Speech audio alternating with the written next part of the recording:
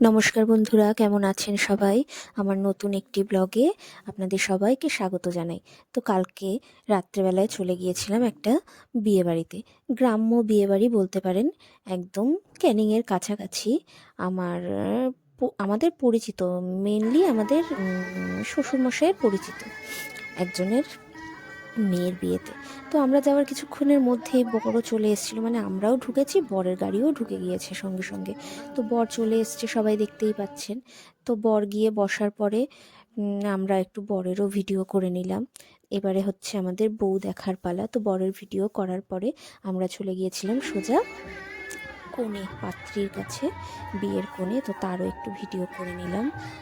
দেখুন কনেকে খুব সুন্দর মিষ্টি লাগছে। তো তারপরে আমরা বাড়ি ফেরার তাড়া ছিল, রাতও হয়েছিল, ওই জন্যে খেতে বসে পড়েছিলাম। তো দেখুন সবাই কি সুন্দর খেতে বসেছে। ওরা একটু ব্যাচটা মানে ফুলফিল হওয়ার ওয়েট করছিল, যে পুরো ব্যাচটা ফুলফিল হলে তবেই ক্যাটারিং দাদারা খাবার সার্ভ করবে। তো দেখুন ব্যাচ ফুলফিল হয়ে গেছে। তো এবার ক্যাটারিং দাদারা খাবার সার্ভ করছে। প্রথমে চলে এসছে গরম গরম ভাত, পাতে পড়ে গেছে।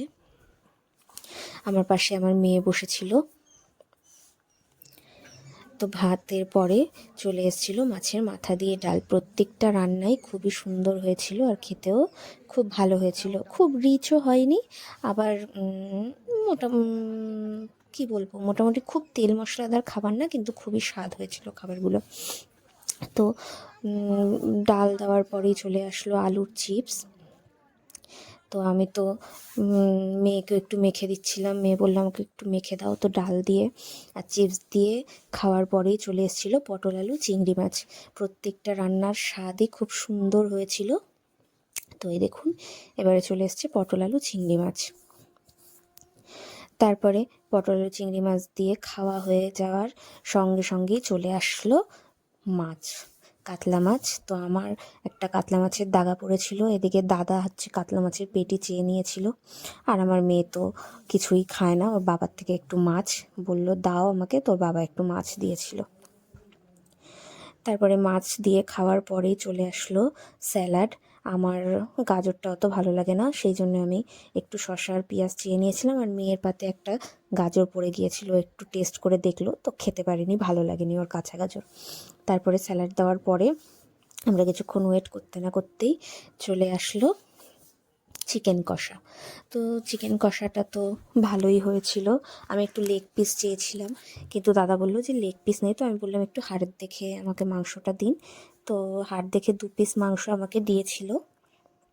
এই দেখুন 2 পিস মাংস দিয়েছে, কিন্তু 1 পিস আমি ওখান থেকে দাদার পাতে তুলে দিয়েছিলাম, কারণ আমি খুব একটা মাংস পছন্দ করি না আর খাইও না। ওই 1 পিসই যথেষ্ট বিয়েবাড়িতে। তো ওই মাংসটাও বেশ খেতে স্বাদই হয়েছিল। মোটামুটি প্রতিটা রান্নাই খেতে খুব ভালো হয়েছিল। এদিকে দাদার পাতেও চিকেন কষা, দাদাও অপেক্ষা করছে কখন পড়বে। এই দেখুন বেশ ঘরোয়া পদ্ধতিতে চিকেনটা রান্না হয়েছিল, তার সাথে 1 পিস আলুও দিয়েছিল। আলু দিয়ে চিকেন কষাটা খেতে খুবই ভালো হয়েছিল। তো চিকেন খাওয়ার পরে আমাদের পাতে পড়ে গেল চাটনি আর পাঁপড়। চাটনিটাও খেতে বেশ ভালো হয়েছিল, আমসত্ত্ব, খেজুর আর টমেটোর চাটনি, তার সাথে পাঁপড়। আর আমার মেয়ে জানেন তো, সবসময় ওকে 2টো পাঁপড় দিতে হয়, ওকে একটা পাঁপড় দিলে হয় না। আমি বললাম তুই 2টো নিস না, সে তো আমার কথা শুনলো না, 2টোই নিল। তো চাটনি পাঁপড়ের পরে চলে এসেছিলো আইসক্রিম। তো আইসক্রিম এই দেখুন, ও চাটনি পাঁপড়ের পরে মিষ্টি এসেছিলো, সরি আইসক্রিম না মিষ্টি, আমি মিষ্টি খাইনি। আইসক্রিমটা নিয়ে খেতে খেতে আজকের মতো ব্লগটা এখানেই শেষ।